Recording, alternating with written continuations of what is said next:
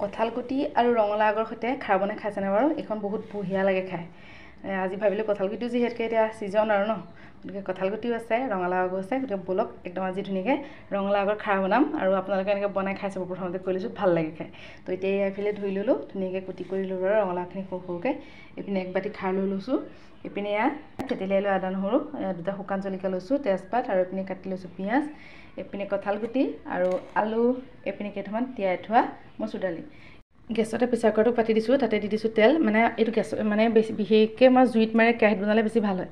কিন্তু কথাটো কি হ'ল, মানুহজনৰ ডিউটি যাব হ'ল, লৰালৰি হৈছে, মোৰ বেলেগ কামত লাগি থাকোঁতে, সেইটো কাৰণে আৰু মই কেৰাহীত সিজাই থবলৈ দেৰি হ'বৰ কাৰণে ৰখি থকা নাই।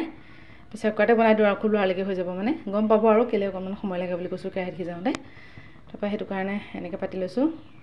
তেলটো গৰম হৈছে আৰু এইপিনে তেল গৰম হৈ গ'ল। এইকেইটা পাঁচফোৰণ লৈছোঁ, তাতে দি দিছোঁ। ইয়াতে পিঁয়াজ, আদা নহৰু, তেতেলীয়াই লৈ যিখিনি বস্তু আছিলে গোটেইখিনি দি দিছোঁ। এয়া অকণমান ৰঙা হোৱাকৈ ভাজি লওঁ।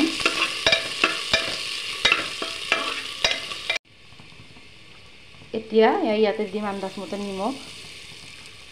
কিছুমানে হালধিও দিয়ে, মই হালধি নিদিওঁ, কাৰণ খাৰ দালিত আচলতে হালধি দিলে বেছি ৰঙা হৈ যায়, দেখি ভাল নালাগে। সেইকাৰণে মই খাৰ দালিত হালধি কেতিয়াও নিদিওঁ। এতিয়া ধুনীয়াকৈ ভাজি ল'লোঁ। ইয়াতে তিয়াই থোৱা মচুৰমাহখিনি দিম।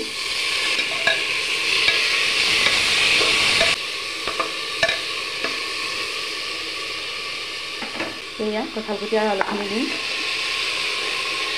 সেইখিনি লৰাই পেলাই ভাজি ল'ম। এতিয়া ইয়াতে কুটি থোৱা ৰঙালাওখিনি দিম।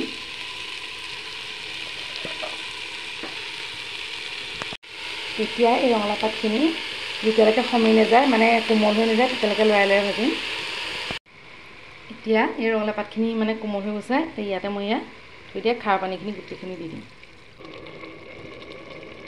এতিয়া চাওক ৰংটো ধৰিব পাৰিছেনে বাৰু? তাৰপিছত এতিয়া ইয়াতে গৰম পানী দি দিছোঁ।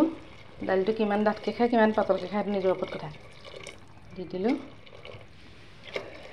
পানীটো অলপ বেছি হৈ গ'ল, একো নাই বাৰু, অকণ উতলিলে কমি যাব। তাৰপিছত এতিয়া কুকাৰ সাঁফৰখন লগাই দিম আৰু 5-6টামান চিটি মৰাই দিম। এতিয়া দালিখিনি ধুনীয়াকৈ সিজি গৈছে। এতিয়া ধৰিব পাৰিছেনে? এতিয়া পূৰা ঘাটনি মাৰি দিম। এতিয়া ধুনীয়াকৈ বাতি এটা লৈ লৈছোঁ, তাতে দালিখিনি সজাম।